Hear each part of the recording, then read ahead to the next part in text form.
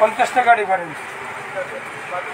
প্রিয় দর্শক, এই মুহূর্তে মধ্যরাতে যারা আমাদের সাথে লাইভে সংযুক্ত হয়েছেন তাদের সবাইকে সাদর আমন্ত্রণ জানাচ্ছি। জিন্দা বাজারের একজন বিখ্যাত আচার বিক্রেতা, যাকে কে না চিনেন, সবাই চিনেন।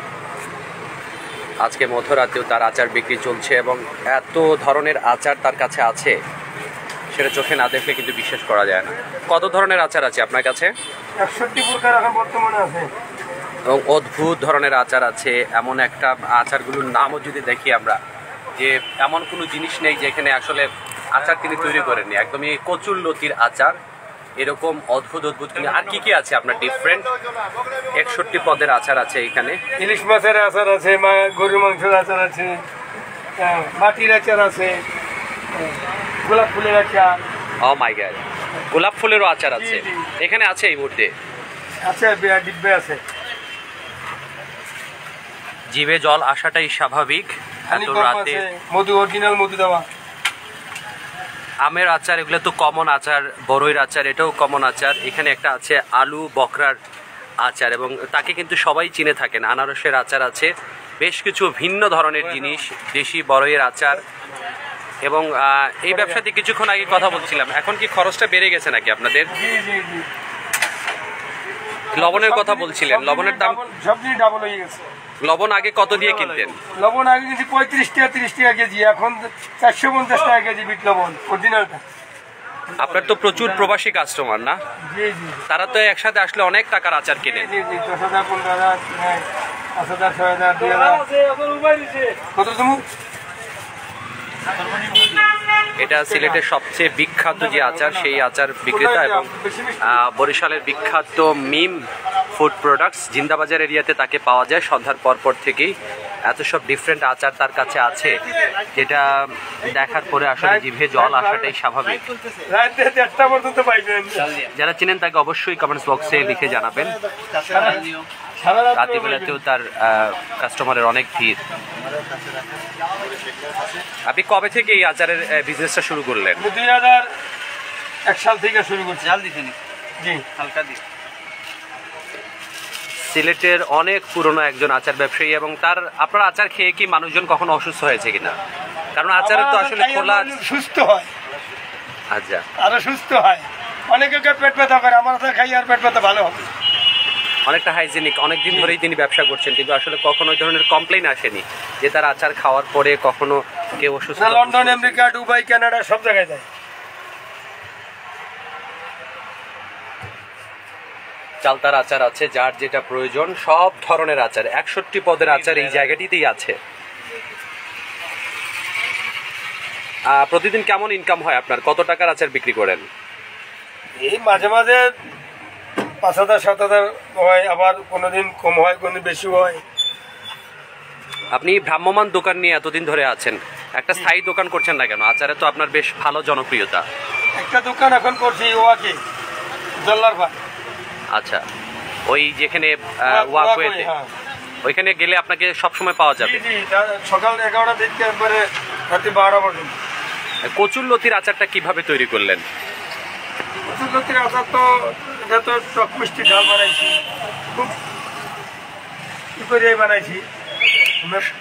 যাই পান তা দিয়ে বানায় ফেলেন। আপনার নাগামরিচের আচার আছে, পেয়ারার আচার, কিসমিসের আচার, রসুনের আচার, পেঁপের আচার, অনেকগুলো। সাতকড়া, যেটা সিলেটের অন্যতম বিখ্যাত জিনিস, সেটারও কিন্তু আচার এখানে আছে, এবং কমন যেগুলো আছে সেগুলোও কিন্তু আছে।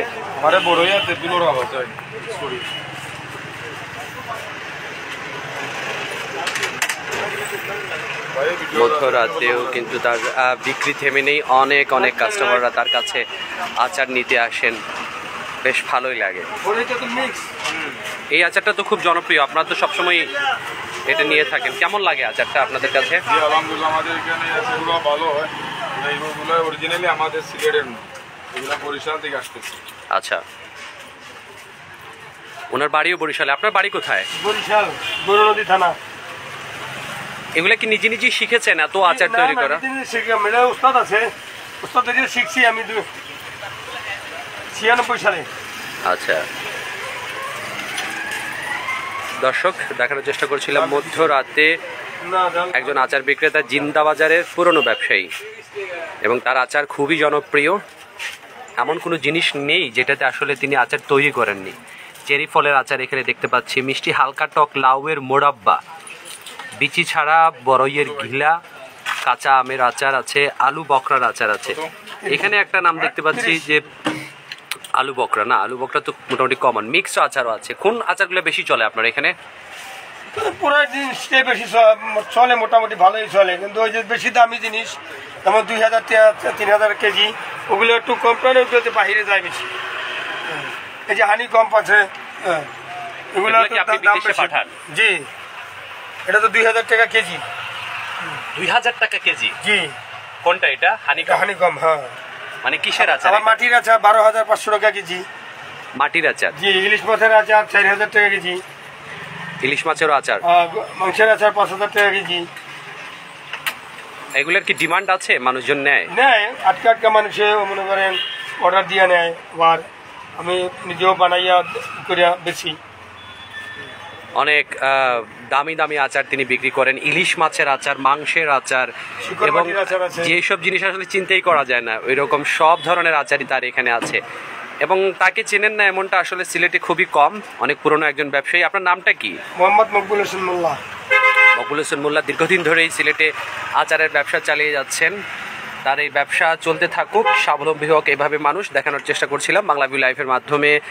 সিলেটের সুপরিচিত একজন আচার বিক্রেতা, যিনি শুধুমাত্র যে বাংলাদেশি আচার বিক্রি করেন সেটা না, তার কাছ থেকে প্রচুর পরিমাণে আচার কিন্তু বিদেশে রপ্তানি হচ্ছে, এবং প্রচুর বিদেশে বিশেষ করে ইংল্যান্ডেতে যারা বসবাস করেন তাদের কাছে এই আচারের ভ্যালুটা অনেক বেশি। সবাই কিন্তু খুবই পছন্দ যায়, এরা নিয়ে যায় আর কি। আমি কোনো ই করি না, কারো কাছে মানে বাইরে কোনো ইনপুট করছি না। যারা বিদেশে যায় তারা নিয়ে যায়, তারাই নিয়ে যায়। আপনি কাউকে এইভাবে দেননি? মানুষজন নিয়ে যায়? মানুষজন নিয়ে যায়, খুব পছন্দ করে যেটা পছন্দ ওটা নেয়। জনপ্রিয় আচার ব্যবসা চলতে থাকুক, জিন্দাবাজার আসলেই কিন্তু তাকে পাওয়া যাবে। এতক্ষণ যারা লাইভে সংযুক্ত ছিলেন, জিভে জল এসেছে যাদের, সবাইকে বিদায় জানিয়ে শেষ করছি আজকের লাইভটি। দেখা হবে অন্য কোনো লাইভে। সে পর্যন্ত সবাই ভালো থাকুন, সুস্থ থাকুন, বাংলা ভিউয়ের সাথে থাকুন। খুদা হাফেজ।